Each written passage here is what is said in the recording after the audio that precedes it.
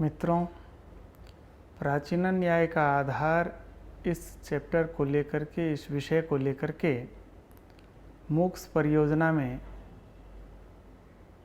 हम आपका हार्दिक अभिनंदन करते हैं। पूर्व पाठ में हम आपके साथ बुद्धि और विद्या इसकी चर्चा किए थे। अभी अविद्या के विषय में हम चर्चा में शामिल हो रहे हैं।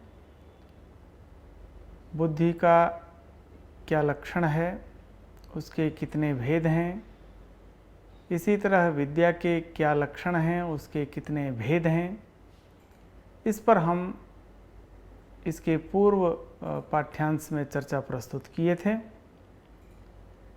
अभी अविद्या एक प्रकरण है, बहुत ही अत्यंत महत्वपूर्ण प्रकरण है।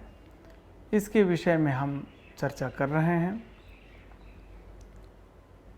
अविद्या होती कैसे है, इसके संबंध में कहा गया है, इंद्रिय दोषात् संस्कार दोषाच्च अविद्या। कहीं इंद्रिय के दोष से अथवा संस्कार में होने वाले दोष के कारण यह अविद्या उत्पन्न होती है। अविद्या अप्रमा को बोलते हैं, भ्रमक को बोलते हैं, और इस अविद्या का लक्षण है तदभाववन्निष्ठ विशेष्यता निरूपित तन्निष्ठ प्रकारता निरूपकत्वे सति अनुभवत्वम् अविद्यायाः लक्षणम्। इसी अविद्या को हम अयथार्थानुभव भी कहते हैं। पूर्व पाठ में आप जान पाए हैं कि यह अनुभव भी दो प्रकार का होता है, यथार्थानुभव और अयथार्थानुभव। अयथार्थानुभव अविद्या का ही अन्यतर नाम है। यहाँ पर यह जानने योग्य है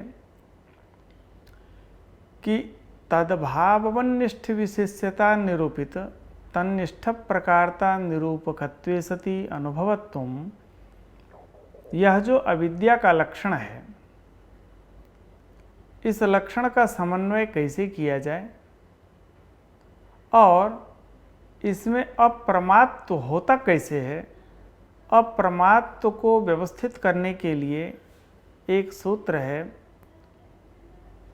तद्दुष्ट ज्ञानम। इस सूत्र से इस अविद्या में इस ज्ञान के अप्रमात्व की सिद्धि होती है और इसी अप्रमात्व का निरूपण भी किया जाता है। यह ज्ञान दो प्रकार का बतलाया गया है। एक ज्ञान प्रमात्मक ज्ञान है और दूसरा अप्रमात्मक ज्ञान है। पूर्व में भी हम आपको बतलाए हैं, अप्रमा का ही नाम अविद्या है और उसी को अयथार्थ ज्ञान भी बोलते हैं। पूर्व में जो लक्षण बतलाया गया है, तद्भाववन्निष्ठ विशेष्यता निरूपित तन्निष्ठ प्रकारताशाली ज्ञानम, यह अयथार्थ ज्ञान का अविद्या का लक्षण है। उदाहरण के तौर पर हम देखें, हम देखते हैं रज्जू को और उस रज्जू में यह सर्प है, ऐसा ज्ञान होता है। इस प्रकार के होने वाले ज्ञान को हम भ्रम कहते हैं।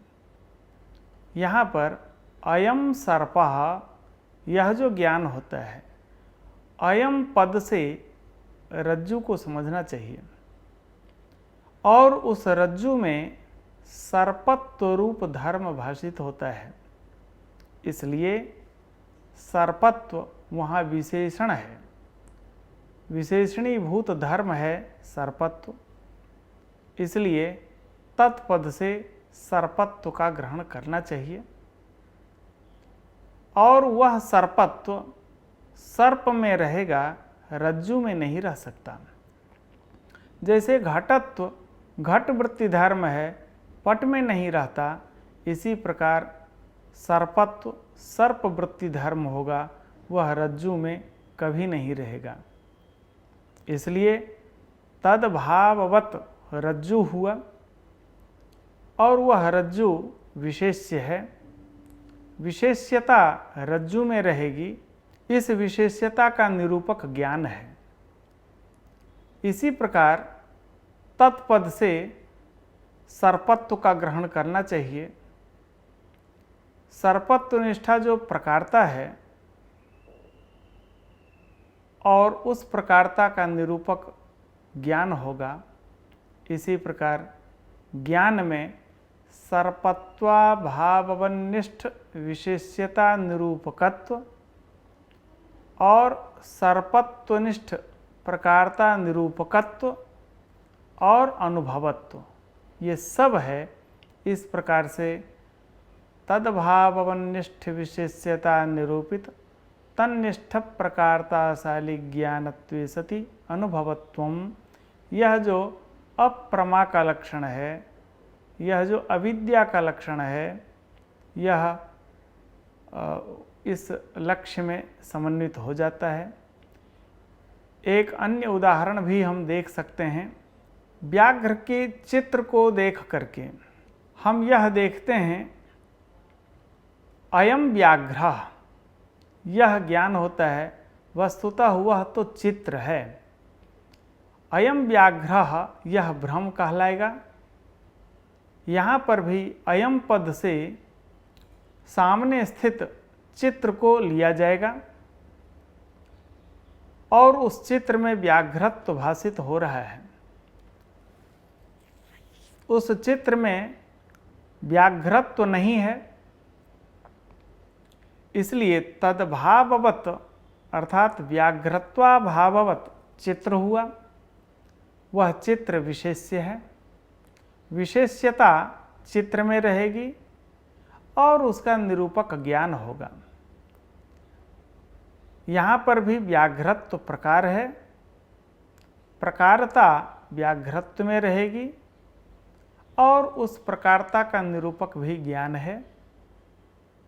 इस प्रकार के ज्ञान में व्याघ्रत्वाभावनिष्ठ चित्रपटनिष्ठ विशेष्यता निरूपकत्व और व्याघ्रत्वनिष्ठ प्रकारता निरूपकत्व तथा अनुभवत्व भी रह गया।